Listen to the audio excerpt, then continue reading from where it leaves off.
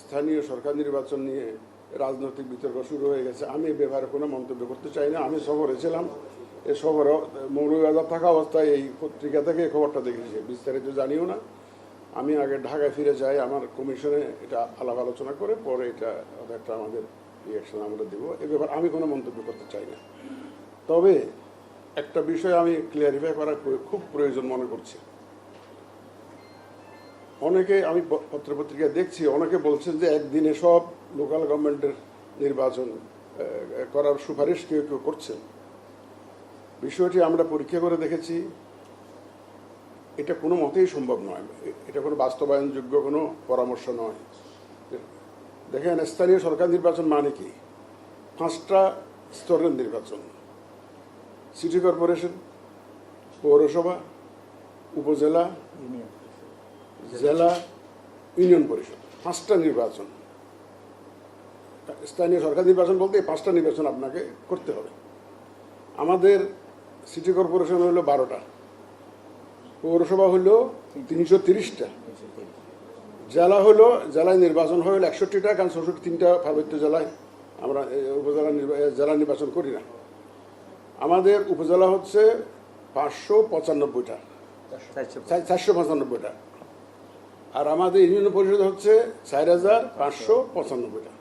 এই সবগুলো নির্বাচন একদিনে করার যে এটা একটা আমাদের জন্য আদৌ গ্রহণযোগ্য একটা সুপারিশ নয়, এটা বাস্তবায়নযোগ্য নয়। ইসি এটাকে কোনো বাস্তবায়নযোগ্য পরামর্শ বলে মনে করে না। এই 1 নম্বর কথা। 2 নম্বর, অনেকে আবার বলছেন জাতীয় নির্বাচনের দিন একসাথে স্থানীয় সরকার নির্বাচনে করা যেতে পারে, এরকম পরামর্শ কেউ কেউ দিচ্ছে। তো এটা equally not implementable. Maybe theoretically sound বা প্র্যাকটিক্যালি নট ইমপ্লিমেন্টেবল। এটা আমি পরিষ্কার করতে চাই আমাদের তরফ থেকে, ইসির তরফ থেকে, যে একদিনে নির্বাচনের যে ধারণা, যে পরামর্শ আসছে, এটা বাস্তবায়নযোগ্য নয়, ইসির কাছে গ্রহণযোগ্য নয়। এটা পরিষ্কার। আর স্থানীয় সরকার ইলেকশন কবে হবে না হবে এটা ব্যাপারে আমি কোনো মন্তব্য এখন করতে চাচ্ছি না।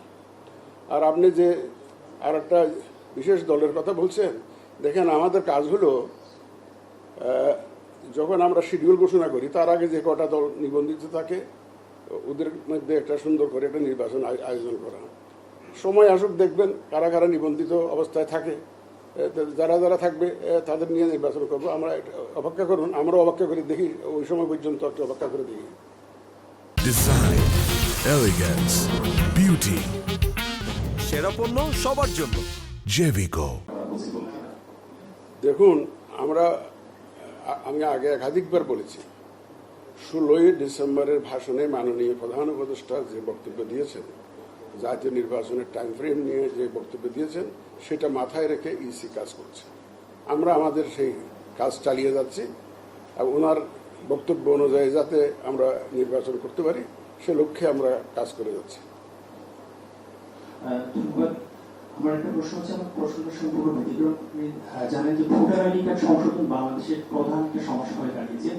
আমরা যেটা দেখতে পাচ্ছি যে বিগত 17 বছর ভোটার আইডি কার্ড সংশোধন করতে গিয়ে কয়েক লাখ মানুষ ভোগান্তির শিকার হচ্ছে, এখনো ভোগান্তির শিকার হচ্ছেন।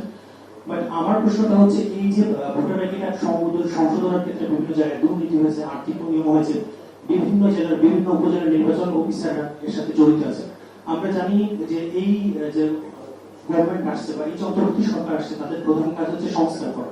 এই ক্ষেত্রে যে সকল অফিসাররা এইসব দুর্নীতির সাথে জড়িত ছিল তাদের বিরুদ্ধে কি কোনো ব্যবস্থা নেওয়া হবে? পাশাপাশি এটাকে আরো আধুনিক করতে, মানুষ যাতে ভোগান্তির শিকার না হয়, এই সংশোধন করতে, সেটার জন্য কোনো স্পেশাল পদক্ষেপ নির্বাচন কমিশন নেবে? আমরা অবশ্যই নেব। আমরা এই বিষয়টিকে খুব গুরুত্ব সহকারে দেখছি, মানুষের ভোগান্তি যাতে কমে। আমাদের কিছু সীমাবদ্ধতা আছে, আমি জানি কিছু সীমাবদ্ধতা আছে, আমরা সেগুলো অ্যাড্রেস করার চেষ্টা করছি। আর যারা দুর্নীতিতে জড়িত ছিল, আমরা মোটামুটি প্রমাণ পেলে কাউকে ছাড় দিচ্ছি না এবং দিবও না। আমরা এখানে এই ব্যাপারে আমাদের সিদ্ধান্ত পরিষ্কার, কেউ যদি দুর্নীতির সাথে জড়িত হয় তাইলে কিন্তু তাকে আমরা ছাড় দেবো না কোনোভাবেই।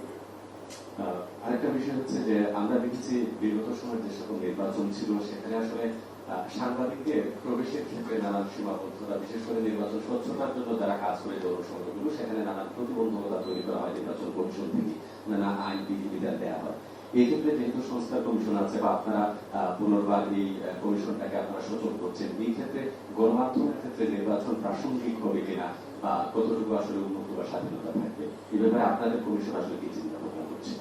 প্রথমত হচ্ছে আমরা গণমাধ্যমের স্বাধীনতায় শতভাগ বিশ্বাসী। এখন একটা বুথে যদি মনে করেন 30-40 জন ঢুকে পড়ে সাংবাদিক ক্যামেরা ট্যামেরা নিয়ে, তাহলে তো বুঝেন এটা আনম্যানেজেবল হয়ে যায়। একটা নীতিমালার ভিত্তিতে তো আমাদের আগাতে হবে।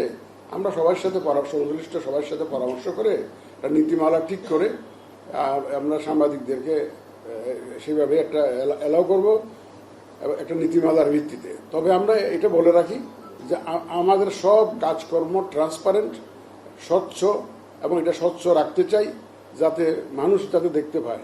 এবং আপনারা যে ভয় করছেন, আমরা সেই ধরনের কোনো পরিস্থিতি আমরা সৃষ্টি করবো না সাংবাদিকদের জন্য। আগামীতে যে নির্বাচন অনুষ্ঠিত হবে সেখানে আমরা দেখেছি বিগত দিনে বিভিন্ন জায়গায় ইভিএম ভোট হয়েছে, তো ইভিএম হবে না ব্যালট হবে, এরকম কোনো সিদ্ধান্ত আছে কিনা বা কি বলতে না? আগামী জাতীয় নির্বাচন ইভিএম এর মাধ্যমে হবে না, এটা পরিষ্কার। আগামী জাতীয় নির্বাচন আমরা ইভিএম এর মাধ্যমে করার কোনো পরিকল্পনা আমাদের নাই। আপনাকে শুভেচ্ছা। রাজনৈতিক দলগুলো কবে পর্যন্ত নিবন্ধিত হলে আগামী নির্বাচনে অংশগ্রহণ করতে পারবে? এক। আর দ্বিতীয় হচ্ছে, কোন দল যদি কোনো কারণে নির্বাচনে অংশ না নেয় তাহলে তার নির্বাচন প্রতীক অন্যকে বরাদ্দ দেওয়া হবে। বিষয়গুলো আমরা পরীক্ষা নিরীক্ষা করছি। আমরা এখনো এই যে আমাদের যে বিভিন্ন রিফর্মস কমিশন হয়েছে, তো আমাদের নির্বাচনী ব্যবস্থার যে সংস্কার কমিশনের রিপোর্টটা এখনো আমরা পাইনি।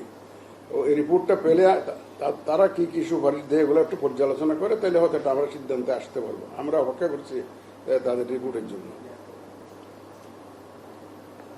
প্রবাসীরা ভোটাধিকার পাবে কিনা? অবশ্যই পাবে ইনশাল্লাহ। আমরা সেই লক্ষ্যে কাজ করছি এবং সিরিয়াসলি কাজ করছি যাতে আমাদের প্রবাসী ভাই বোনদেরকে আমরা এবার ইলেকশনের আওতায় নিয়ে আসতে পারি। আমরা we are seriously working on it. আপনার কমিশনের কাজ আসলে কবে নাগাদ সম্পূর্ণ হতে পারে, যেহেতু প্রবাসীর কথা এখানে ইনক্লুড করা হয়েছে, কারণ প্রবাসীদের ভোটার করতে হলে একটু সময় সাপেক্ষ ব্যাপার। তো কেমন সময় আপনার লাগতে পারে পুরোপুরি? এটাতে মুশকিল। তবে তাদেরকে যদি আমাদের ভোটের অধিকার দিতে হয় তাহলে তো তাদেরকে ভোটার হিসাবে তো আমাদের যে শিডিউল ঘোষণার আগেই তো ভোটার তো করতে হবে। এখন আমরা তাদেরকে এদের অনেকে অলরেডি ভোটার হয়ে আছেন, বাকিদেরকেও আমরা ভোটার হিসাবে নিবন্ধিত করার উদ্যোগ নিচ্ছি। এখন দেখেন, প্রথম বছরে হয়তো 100% প্রবাসীদেরকে আমরা আনতে পারবো না, বাট আমরা যাত্রা শুরু করতে চাই। এই কাজটা শুরু করতে চাই, আমাদের এই কমিশনের হাত দিয়ে এটা শুরু করতে চাই আমরা। ঠিক আছে, ঠিক আছে, থ্যাংক ইউ। থ্যাংক ইউ আপনার।